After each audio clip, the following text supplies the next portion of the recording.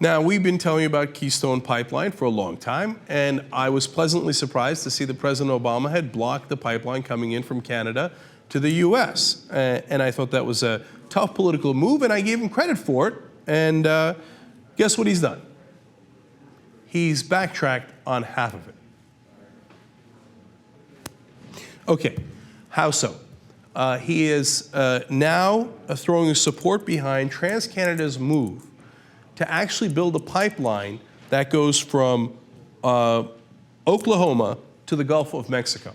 So they have not yet gotten approval for, and President Obama has blocked their approval from the part that comes in from Canada to our Midwest. But basically, Midwest and Oklahoma on, it's of course throughout the country then, all the way to the Gulf of Mexico. That part they are going to okay, and in fact they're excited about. In fact, Jay Carney was out there singing its praises about how it's going to create jobs, lower gas prices, et cetera, et cetera. Now, who asked you to do this? I mean, already the Republicans said you not doing this pipeline is a disaster, et cetera, et cetera. And at least you had won some favor with the environmentalists for not doing the pipeline and not approving of it, et cetera. And it looked like you had gotten your base excited. So why, all of a sudden, out of nowhere, this preemptive half a concession? What good is it going to do you? So, first of all, environmental groups, of course, are now outraged. International program of the National Resources Defense Council is speaking out against it. Friends of the Earth is speaking out against it. And they make a very good point. So first, there's the environmental point, which is that this is going to make air pollution worse. It's going to threaten our heartland with costly oil spills. We've already told you that a pipeline has got shoddy production on it. In fact, we didn't tell you. One of the guys building it said it. There was an insider that came out and said, they cannot keep building it this way. It's going to leak, okay? Put that stuff aside, which you shouldn't because that's a major issue. But what is the point of this? The problem is that you were making the argument earlier, the people who were in favor of the Keystone Pipeline, saying that, well, we need to bring the oil into the country because then that means we've got more oil here. But this actually takes oil out of the country and brings it to the Gulf Coast where they sell it to other countries. So actually, as these groups are pointing out, it might increase gas prices here in the U.S.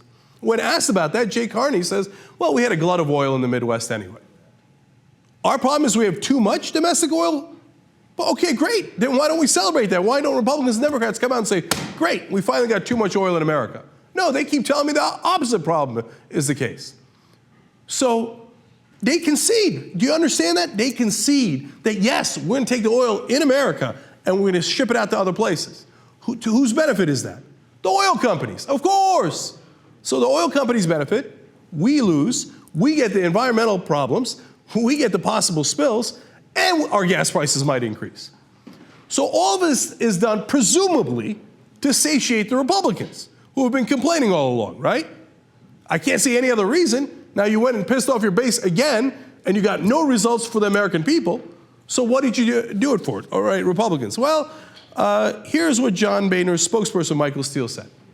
Quote, it's good news that progress is continuing on a project that would create tens of thousands of American jobs and keep Canada from selling North American energy to the Chinese. Well, that sounds good.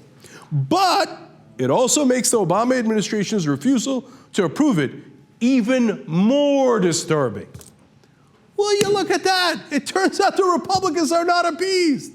In fact, they're saying you approving of half of this pipeline makes you not approving of the other half even worse.